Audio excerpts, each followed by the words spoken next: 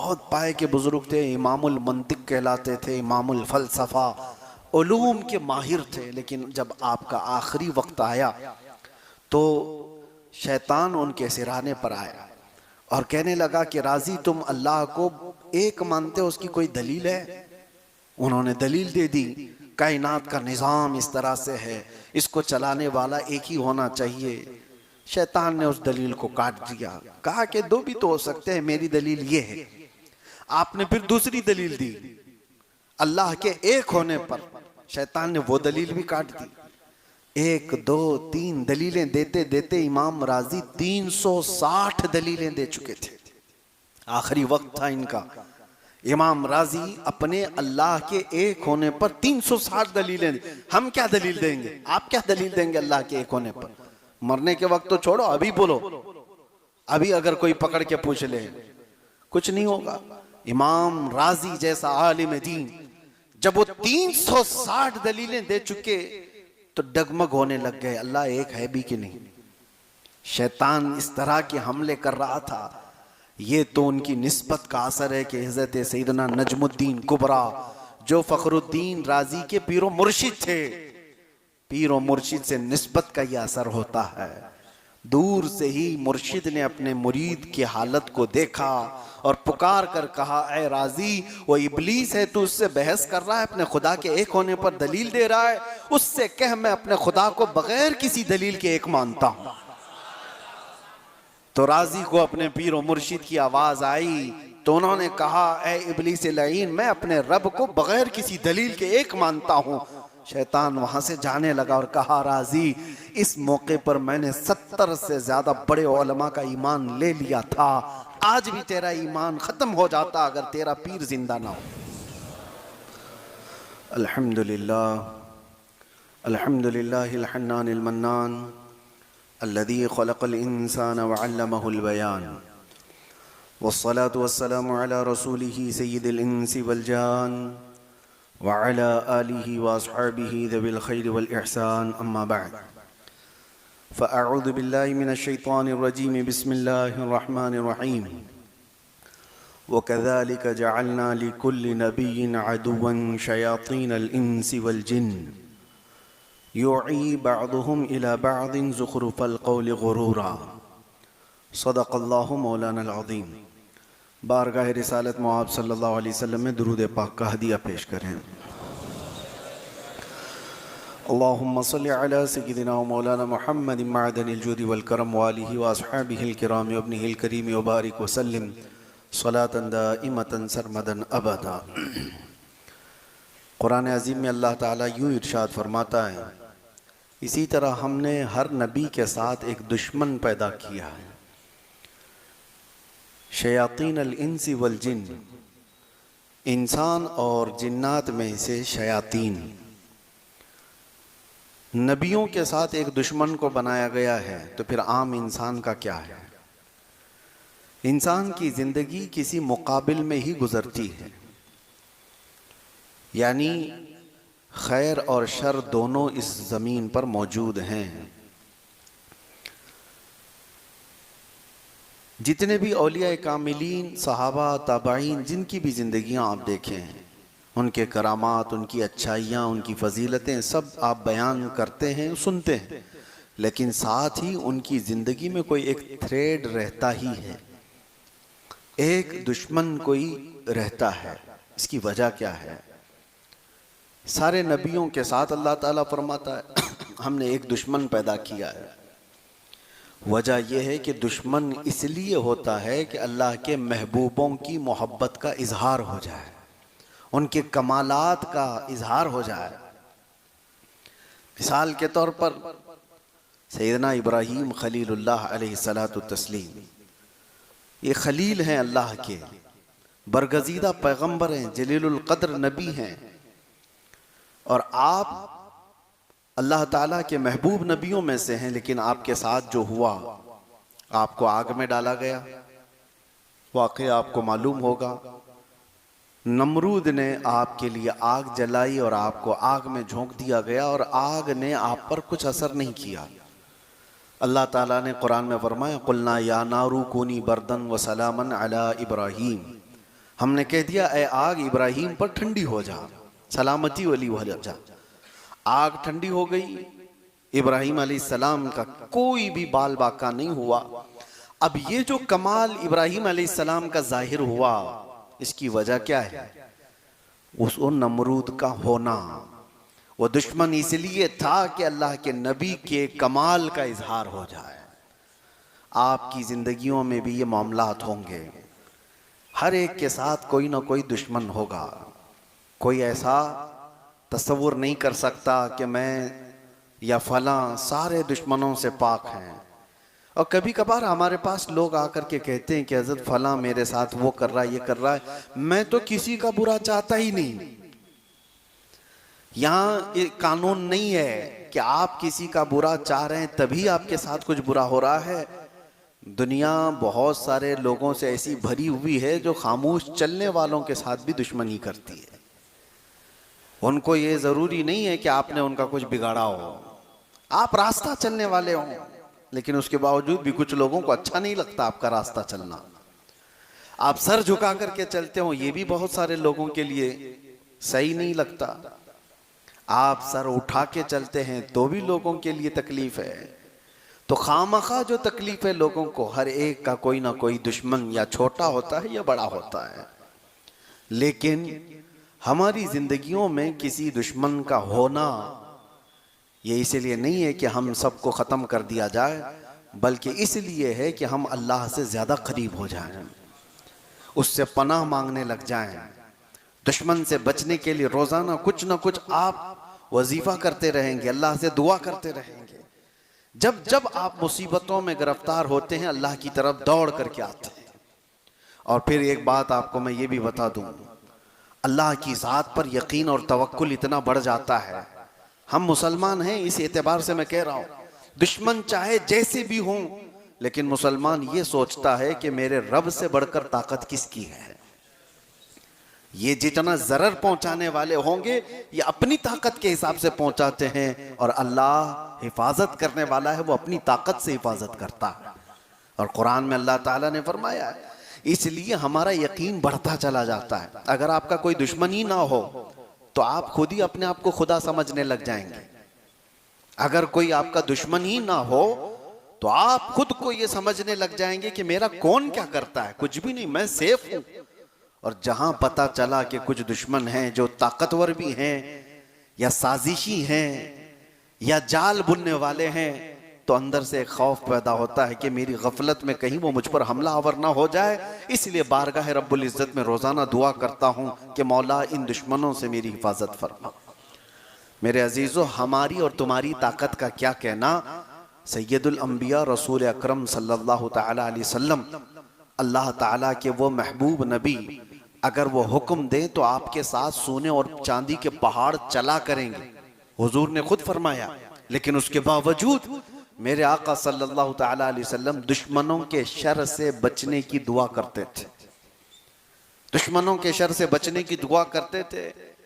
और बारहा ऐसा देखा भी गया कि दुश्मनों का वार मेरे आका पर हुआ है कि नहीं हुआ। अबू जहल की वजह से, अच्छा यहां पर यह भी मैं बता दूं, अबू जहल क्यों पैदा हुआ, क्यों आ गया हुजूर के मुकाबिल में, क्यों इतनी अजियतें दिया। मेरे अजीजों, अल्लाह ताला का कोई काम हिकमत से खाली नहीं होता, कोई काम हिकमत से खाली नहीं होता। फ़िअलुल हकीम ला यखलु अनिल हिकमा। अबू जहल के होने की वजह से रसूल पाक सल्लल्लाहु तआला अलैहि वसल्लम के कई मौजज़ात का इजहार हुआ है। कंकरियों ने कलमा पढ़ा, हुजूर का ये कमाल देखा दुनिया ने। या अबू जहल इस तरह का दुश्मन होने की वजह से उसने इनकार किया और मेरे आका ने इजहार करके दिखाया। उसने कहा कि ये नबी नहीं है, इनका अगर कुछ है तो जमीन पर चल रहा होगा जादू, आसमान पर चला करके दिखाएं कुछ। हुजूर ने इशारा किया और चांद दो टुकड़े हो गया। उसका इनकार करना था, मेरे आका ने इजहार करके दिखाया। दुश्मनों का कभी कभार होना आपके कमालात के इजहार का सबब बनता है। हाँ, इसीलिए इकबाल ये कहता है, तुम दिए बादे मुखालिफ से न घबरा है औकाब, ये आती है तुझे ऊंचा उड़ाने के लिए। उर्दू के हार्ड लफ्ज होंगे, आपको मैं बताता हूँ कहना ये चाहते हैं इकबाल, तुन दिए बादे मुखालिफ से न घबरा है उकाब। उकाब ईगल को कहते हैं, परिंदा, बहुत ऊंचा उड़ता है ये ऊंचा उड़ता है, लेकिन कभी कभार नीचे आ जाता है। और तुन दिए बादे मुखालिफ का मतलब होता है उल्टा चलने वाली हवा। कभी मुखालिफ सिमत से हवा तेज चलने लग जाए तो उकाब को मुश्किल हो जाता है कि अगर हवा उधर से आ रही है और ये उड़ इधर से रहा है। तो इकबाल ये कहते हैं ऐसी मुखालिफ सिमत से आने वाली हवा से मत घबराए उकाब। उकाब क्या करता है उस वक्त, हवा अगर तेजी से मुखालिफ सिमत से आए तो हवा का मुकाबला करने के लिए उसमें घुस नहीं जाता, बल्कि ऊपर जाता है जहां से हवा नहीं आ रही हो। यानी मुखालिफ सिमत से हवा ना आ रही हो, इतना ऊंचे ऊपर चला जाता है ताकि ये मुखालिफ सिमत से आने वाली हवा से मेरा टक्कर ना हो। तो इकबाल ये कहता है मुखालिफ सिमत से आने वाली तेज हवाओं से न घबरा ए उकाब, ए उम्मत मोहम्मदिया, ये आती है तुझे ऊंचा उड़ाने के लिए, तुम इनसे ऊपर चले जाओ, तुम्हें तुम्हारी हैसियत बताने के लिए दुश्मन आते हैं। अजीज़ा ने गिराम वक़ार, आज के हालात भी हमें इस बात की तरफ ला रहे हैं कि हमने देखा है बहुत सारी जगहों पर बद्र के मैदान में सहाबा इकराम रिज़वानुल्लाहि ताला अलैहिम अजमाइन ने जो जोहर पेश किए, वो कम से कम 10-12 साल पहले मक्का वाले तसव्वुर भी नहीं कर सकते थे, सोच भी नहीं सकते थे। जिस वक्त रसूल पाक सल्लल्लाहु ताला अलैहि वसल्लम ने हिजरत फरमाई, मक्का से मदीने जा रहे थे, 13 साल तक मक्का में कुफार और मुशरिकीन ने क्या नहीं जुल्म उठाए, सहाबा को पकड़ा, अंगारे पर सुलाया है, अंगारों पर सुलाया है, सूली पर चढ़ा करके मुसला किया है, आंख कान नाक काट करके सहाबा के साथ बहुत तकलीफें दी। उस वक्त तो पूरे मुशरिकीन ये समझते थे कि ये कमजोर लोग हैं, ज़ईफ लोग हैं जो मोहम्मद के साथ चल रहे हैं, कभी भी इनका खात्मा होगा। और जिस वक्त हुजूर हिजरत करके चले गए तब तो इनकी ताकत और भी बढ़ गई कि हमने तो इनको वतन छोड़ने पे मजबूर कर दिया। इनका गांव छूटा, घर छूटा, रिश्तेदार छूटे, माल व असबाब जायदाद सब छूट गया, कुछ नहीं है इनके पास। इतनी दुश्मनी किया इन्होंने।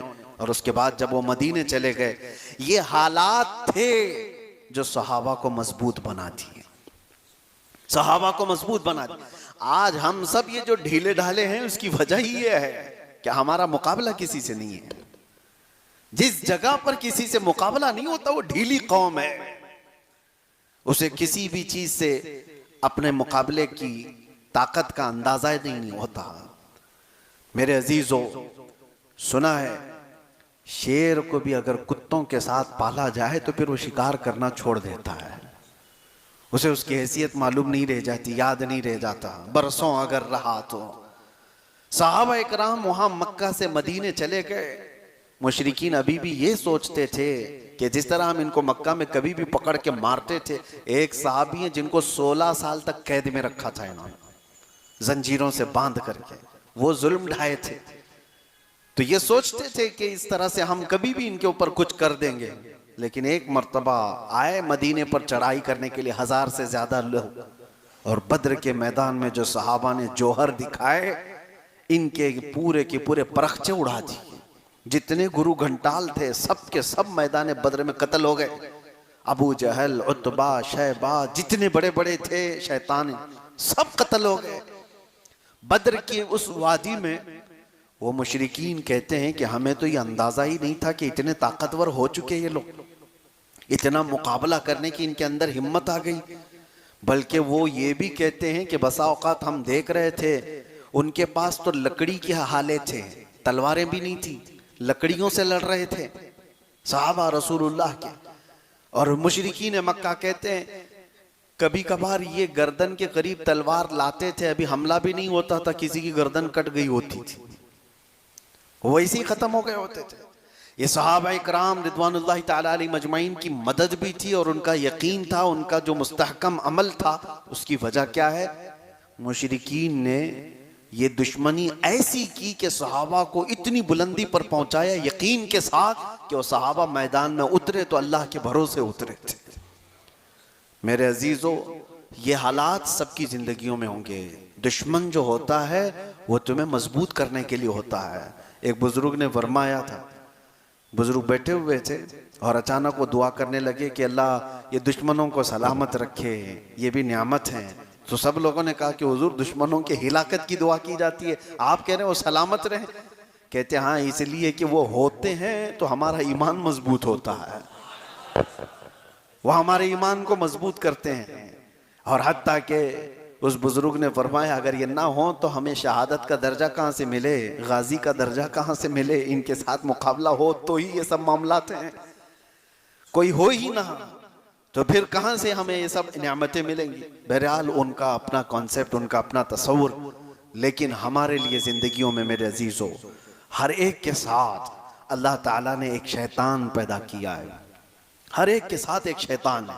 नबियों के साथ जब कहा गया तो शैतान तुम्हारे साथ भी है, हमारे साथ भी है। अब शैतान की दो किस्में बयान की गई हैं कुरान में, एक इंसानों में से और एक जिन्नात में से। और आपने सूरह नास में पढ़ा होगा आखिरी आयतें जो है, अल्लज़ी युवस्विसु फी सुदूरिन नास मिनल जिन्नती वन्नास, उस शैतान से अल्लाह की पनाह जो लोगों के सीनों में, दिलों में वसवसे पैदा करता है, वो कौन है? मिनल जिन्नती वन्नास, जिन्नात में से और इंसानों में से। और इसी तरह भी मैंने जो आयत पढ़ी, अल्लाह फरमाता है वकदालिका जअलना लिकुल्लि नबिय्यिन अदुव्वन शयातीनल इंसी वल जिन्न, हमने हर नबी के साथ एक दुश्मन पैदा किया, इंसानों में से और जिन्नात में से एक शैतान। तो शैतान दोनों में भी है, इंसानों में से भी होगा, जिन्नात में से भी होगा। बहुत सारे लोग ये तस्वुर करके बैठे रहते हैं शैतान का मतलब दो बड़े सींग वाला होगा, बकरे की मुंडी वाला होगा, लंबे बालों वाला होगा। शैतान की ऐसी कोई शक्ल नहीं, शैतान तुम्हारे करीबी दोस्त की शक्ल में भी आएगा, जो तुम्हारे आसपास हैं, इनमें से कोई शैतान हो, अच्छी शक्लों में भी होगा। और जिन्नात में से जो शैतान है वो गायब होगा। लेकिन ये दोनों हमारी जिंदगी पर बहुत असर करते हैं, बहुत बुरी तरह से असर करते हैं। ये मुसलसल खैर के रास्ते से हमें भटकाने की कोशिश करते हैं। ये नमाजें हैं तुम्हारी, ये दुआएं हैं और बुजुर्गों की सोहबतें हैं जो इन शैतानों से तुम्हें बचा रखी है। वरना इनसे मुकाबला करते करते आदमी कितने तो गुमराह हो गए, भटक गए। कौन है जो तुम्हें अचानक बैठे बैठे बुरी ख्वाहिशात ला करके उस मैदान में ले चला जाता है? वो शैतान है जो तुम्हारे साथ लगा हुआ है। तुम अच्छे भले थे, मस्जिद में बैठे हुए थे, उठ करके गए, फिर खुराफात दिमाग में आई, चलना है फलां जगह पर गुनाहों के अड्डे पर। कौन लेकर के गया तुम्हें? दो, या तो एक गायब लेकर के जा रहा होगा, या तो एक कोई हाजिर होगा। हाजिर होगा तो तुम्हारा दोस्त होगा, गायब होगा तो जिन होगा। ये दोनों में से कोई एक तुम्हें लेकर के जा रहा है और तुम भटक गए, बहक गए। मेरे अजीजों, इनसे मुकाबला करने के ही लिए इस दुनिया में हमें भेजा गया। और अल्लाह ताला कुरान पाक में यूं फरमाता है, इहबितू फइन्न लकुम मा सअलतुम। नहीं, पहले पारे की आयत है, अल्लाह तबारक व तआला यूं इरशाद फरमाता है, आदम अलैहिस्सलाम और हज़रत हव्वा को जब जन्नत से उतारा गया था, अल्लाह ताला फरमाता है वलकुम फिल अर्दि मुस्तक़र्रुन व मताउन इला हीन, तुम्हारे लिए एक मुकर्ररा मुद्दत तक यहाँ पर हम भेज रहे हैं दुनिया में, और हर एक को एक का दुश्मन बना करके भेज रहे हैं। यानी शैतान को इंसान का दुश्मन बना करके भेजा गया है। इससे मुकाबला करते रहो और वापस तुम्हें हमारे पास आना है और हम तुम्हारे अमाल का सवाल करेंगे। यहाँ हमें जो भेजा गया है, मुसलसल हर दिन हम लड़ाई में मौजूद हैं, हर दिन हम लड़ाई में हैं। अपने जहन में मौजूद ख्यालात से लड़ रहे हैं, अपने आसपास के हालात से लड़ रहे हैं। और अगर ये दुश्मन ना होता तो आप अल्लाह की ज़ात पर यकीन कैसे करते? उसकी बारगाह में झुकने की और दौड़ करके आने की आपके अंदर जो तमन्ना है वो कहाँ रह जाती? इसीलिए मैंने शुरू में ही कहा, अगर दुश्मन ना हो तो आदमी ढीला पड़ जाता है और उसे किसी चीज़ की हाजत ही नहीं रहती, ज़रूरत ही नहीं होती। मैंने एक दानिश्वर से पढ़ा था, जापान वाले लोग, ये तवज्जो से सुनिए, मछली खाने के बड़े शौकीन, और वैसे भी उस तरह के ये जो लोग हैं चाइनीज टाइप के, इनके यहाँ मछली का रिवाज ज्यादा है। लेकिन जापानी लोगों का उनकी एक आदत ये थी कि वो ताज़ी मछली खाते थे। तो होता ये कि समंदर से मछलियां पकड़ करके लाने तक वो बासी हो जाती, मर गई होती, क्योंकि 2-2 दिन 3-3 दिन के बाद मछुआरे आते थे बड़ी मछलियां लेकर।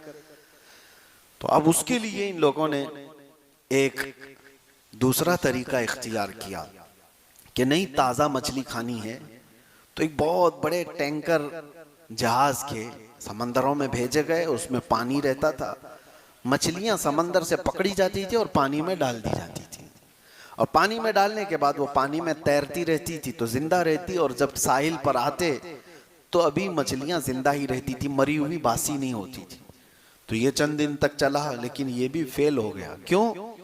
वजह ये थी कि लिखने वाले ने लिखा है कि वो मछलियां जो समंदर में तैरती थी उस तरह से ये टंकी में नहीं तैर रही थी, यानी छोटी जगह थी, पानी अलग था, तो वो भी सुस्त हो जाती थी, काहिल हो जाती थी। जिंदा तो रहती थी लेकिन काहिल रहती थी, सुस्त, और यहां आने तक सुस्त मछलियां होती थी।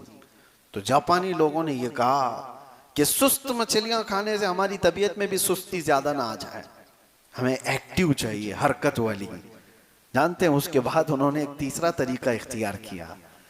कहा कि बहुत बड़े टैंकर को तो ले जाया जाता है मछलियां पकड़ने के लिए, अब ये हरकत में नहीं रहती, 1 दिन 2 दिन के बाद ये ढीली पड़ जाती है। तो ऐसा किया गया, एक शार्क मछली को भी पकड़ा गया छोटी, और उसको इसमें डाला गया, और छोटी मछलियां जो है उसी से तो भागती है समंदर में कि ये अपना लुकमा बना लेती है। तो ये शार्क मछली उनको दौड़ाती रहती, जितने खा ली, और जितने बच गए वो साहिल पर आने तक बिल्कुल एक्टिव हरकत वाली मछलियां होती थी, उनको लेकर के जापानी लोग खाया करते थे। तो उस दानिश्वर ने कहा ये वाकया लिख करके कि ये शार्क मछली इसलिए छोड़ी गई थी कि इनको एक्टिव रखा जाए, हरकत में रखा जाए, और ये दौड़ती रहती और जिंदा भी रहती, दौड़ती भी रहती। वो दानिश्वर कहता है इसीलिए हर एक की जिंदगी में एक शार्क का होना जरूरी है, ताकि वो उसे दौड़ाता रहे और वो भाग करके अल्लाह की बारगाह में आता रहे। हम सब की जिंदगियों में एक दुश्मन होता है, और उस दुश्मन के होते ही हम लोगों के अंदर अल्लाह ताला की तरफ दौड़ने का ख्याल आता है, रब ताला की पनाह मांगने का बार बार ये एहसास होता है। आप खुद अपनी जिंदगियों में महसूस करते होंगे, हम जिसके पास भी जाते हैं, किसी से मुलाकात किया, किसी के घर में गया, सबसे पहले वो दुआ की दरख्वास्त करते हैं। क्यों मियाँ, आप खुद भी तो दुआ करते हैं, हमें दुआ की दरख्वास्त क्यों करते हैं? और फिर अगर तफसील से कहेंगे तो यही कहेंगे कि हजरत फला फला मामलात में बहुत घिर गया हूँ, लोगों की नज़र बहुत है, आप दुआ करें, अल्लाह बुरी नज़र से बचाए। ये कॉमन दुआ है, सबके लिए है, यानी सबको एहसास है कि कुछ लोगों की बुरी नज़र है। बुरी नज़र का ये तुम्हारे अंदर जो एहसास आया, यही एहसास तुम्हें अल्लाह की बारगाह में पनाह मांगने पर ले आता है, अल्लाह के करीब हो जाते हो। और इसी वजह से अल्लाह ताला ने भी तुम्हें मायूस नहीं किया। कुरान में अल्लाह फरमाता है फला तख्शौहुम वख्शौनी, उनसे मत डरो, मुझसे डरते रहो।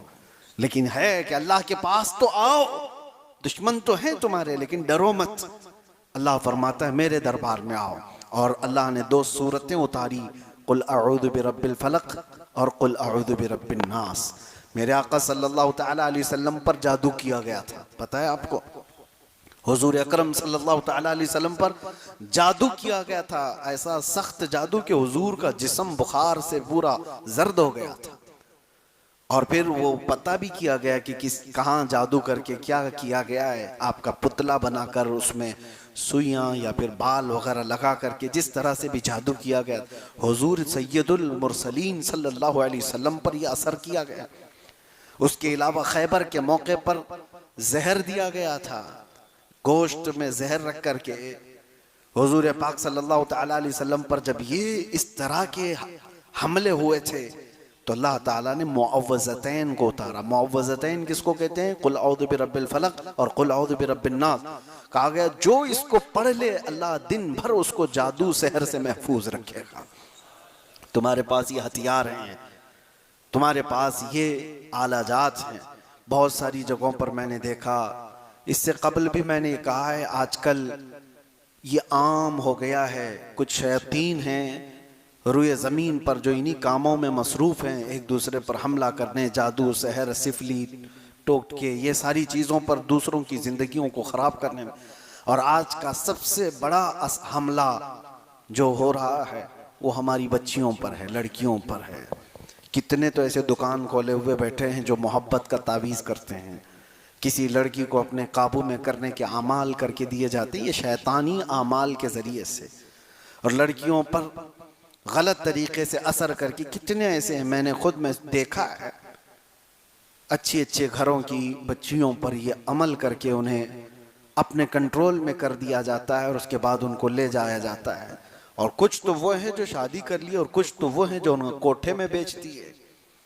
बच्चियां महफूज नहीं रह जाती। इसीलिए मैं अपनी लड़कियों को, अपनी बेटियों को, सबको अपने घरों में भी ये तलकीन करता हूँ, ताकीद करता हूँ कि रोज़ाना सुबह उठते ही 7 बार कुल औज़ु बिरब्बिल फलक और 7 बार कुल औज़ु बिरब्बिन नास पढ़कर अपने ऊपर दम कर लिया करें।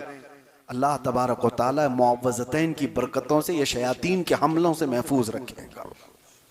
और हुजूर अकरम सल्लल्लाहु अलैहि वसल्लम की सही हदीस है बुखारी शरीफ की कि हुजूर ने अपने मदीने की जो खजूर है, अजवा खजूर मशहूर है, सारे हाजी जब जाते हैं तो अजवा खजूर लेकर आते हैं। बुखारी शरीफ की हदीस है, मेरे आका सल्लल्लाहु अलैहि वसल्लम ने फरमाया कि जिसने सुबह 7 दाने अजवा खजूर के खा लिए उसे पूरे दिन जहर भी असर नहीं करेगा, जादू भी असर नहीं करेगा, सहर भी असर नहीं करेगा। तो ये सारे हमारे पास इलाज भी मौजूद हैं। तो आप सिर्फ दुश्मनों से घबरा कर, डर करके हिम्मत ना हारे। अब आखिरी बात ये भी है कि औलिया कामिलीन की जिंदगियां इसमें हमारे लिए बहुत बड़ा आइडियल है, बहुत बड़ा आइडियल है। हजरत फखरुद्दीन राजी बहुत पाए के बुजुर्ग थे, इमामुल मंतिक कहलाते थे, इमामुल फलसफा, उलूम के माहिर थे। लेकिन जब आपका आखिरी वक्त आया तो शैतान उनके सिराने पर आया और कहने लगा कि राजी तुम अल्लाह को एक मानते हो, उसकी कोई दलील है? उन्होंने दलील दे दी, कायनात का निज़ाम इस तरह से है, इसको चलाने वाला एक ही होना चाहिए। शैतान ने उस दलील को काट दिया, कहा कि दो भी तो हो सकते हैं, मेरी दलील ये है। आपने फिर दूसरी दलील दी अल्लाह के एक होने पर, शैतान ने वो दलील भी काट दी। 1 2 3 दलीलें देते देते इमाम राजी 360 दलीलें दे चुके थे। आखिरी वक्त था इनका। इमाम राजी अपने अल्लाह के एक होने पर 360 दलीलें। हम क्या दलील देंगे, आप क्या दलील देंगे अल्लाह के एक होने पर? मरने के वक्त तो छोड़ो, अभी बोलो, अभी अगर कोई पकड़ के पूछ ले कुछ नहीं होगा। इमाम राजी जैसा आलिम दीन जब वो 360 दलीलें दे चुके तो डगमग होने लग गए, अल्लाह एक है भी कि नहीं। शैतान इस तरह के हमले कर रहा था। ये तो उनकी निस्बत का असर है कि हज़रत सैयदना नजमुद्दीन कुबरा जो फखरुद्दीन राजी के पीरो मुर्शिद थे, पीरो मुर्शिद से निस्बत का यह असर होता है। दूर से ही मुर्शिद ने अपने मुरीद की हालत को देखा और पुकार कर कहा, ऐ राजी वो इबलीस है, तू उससे बहस कर रहा है, अपने खुदा के एक होने पर दलील दे रहा है, उससे कह मैं अपने खुदा को बगैर किसी दलील के एक मानता हूं। तो राजी को अपने पीर और मुर्शिद की आवाज आई तो उन्होंने कहा, ऐ इबलीस लईन मैं अपने रब को बगैर किसी दलील के एक मानता हूं। शैतान वहां से जाने लगा और कहा, राजी इस मौके पर मैंने 70 से ज्यादा बड़े उलमा का ईमान ले लिया था, आज भी तेरा ईमान खत्म हो जाता अगर तेरा पीर जिंदा ना होता, अगर तेरा मुर्शिद इस तरह की बात ना किया होता। अजीजा ने गिराम वक़ार, औलिया कामिलीन उनके साथ भी ये मामलात हुए, हमले हुए शयातीन के, लेकिन कुछ चीजें ऐसी हैं जो बचा ले जाती हैं। हमेशा इल्म ही नहीं, बाज औकात बुजुर्गों की सोहबत और उनकी निस्बत हमारी हिफाजत करती है। इसीलिए आला हज़रत फाजिल बरेलवी रदी अल्लाह तआला अन्हु ने अपने इल्म पर, आला हज़रत का जैसा इल्म आज के ज़माने में कौन मिसाल ला सकता है, जो 55 उलूम व फ़नून का माहिर हो, फतावा रज़विया जैसी 30 जिल्दों की मुकम्मल किताब हमारे पास, कुरान का तर्जुमा कंजुल ईमान की सूरत में, इश्क रसूल से भरी हुई हदायत बख्शिश, जिंदगी पूरी कलम चलाते चलाते जिसकी गुजरी, और एक नई बेहतरीन शागिर्द पैदा करके पूरी उम्मत पर एहसान किया, इल्मी बड़ा काम किया, लेकिन फख्र इस पर नहीं किया कि मैंने इतनी किताबें लिख दी, मैंने फतावा रज़विया लिखा है, मैंने हदायत बख्शिश लिखी है, मैंने कंजुल ईमान लिखा है। नहीं, ये सारी चीजें नहीं। बारगाह मुस्तफ़ा सल्लल्लाहु तआला अलैहि वसल्लम में जब पेश होना हुआ था हुजूर की बारगाह में, तो आला हज़रत यूं कहते हैं, या रसूल अल्लाह, तेरी सरकार में लाता है रजा उसको शफी जो मेरा गौस है और लाडला बेटा तेरा। और अपनी निस्बत पे फख्र कैसे करते हैं, क्या दबे जिस पे हिमायत का हो पंजा तेरा, शेर को खतरे में लाता नहीं कुत्ता तेरा। गौस पाक की तरफ निस्बत करते हुए वो कहते हैं, आपका ये कुत्ता है, इसको कोई दुनिया का शेर भी दबा नहीं सकता। गौस पाक के दरबार की निस्बत पर फख्र किया। ये नहीं कहा कि मैं बहुत बड़ा आलिम दीन हूँ, बहुत बड़ा फकीह हूँ, मुझे कौन क्या हरा सकता है, बल्कि यूं कहा गौस पाक के दरबार का कुत्ता है, उसे दुनिया का कोई शेर भी दबा नहीं सकता। हमारे लिए भी मेरे अजीजों चंद चीजें जरूरी हैं। आपको निस्बतों की भी जरूरत है और अपने अमल की भी जरूरत है। आपके अपने वजीफे, अपनी दुआएं, अपने आमाल और इबादतें, और साथ ही किसी मुर्शिद कामिल की और बुजुर्गों के सिलसिलतो ज़हब की निस्बत की जरूरत है। ये दो चीजें होंगी, इंशाअल्लाह हर तरह के दुश्मनों के वार से आप दुनिया में महफूज रहेंगे। इंशाअल्लाह इंशाअल्लाह हर तरह के वार से महफूज रहेंगे। अल्लाह तबारक व तआला हम सबको शयातीन इंस व शयातीन जिन की हर हमला से हिफाजत फरमाए, उनके तमाम वार से हमारी हिफाजत फरमाए। रब कदीर इस दुनिया से जाने तक हमारा ईमान सलामत रखे और बारगाह रब्बुल इज्जत में हमें ईमान के साथ उठाए। व आखिर दावाना अनिल हम्दुलिल्लाहि रब्बिल आलमीन। अस्सलामु अलैकुम।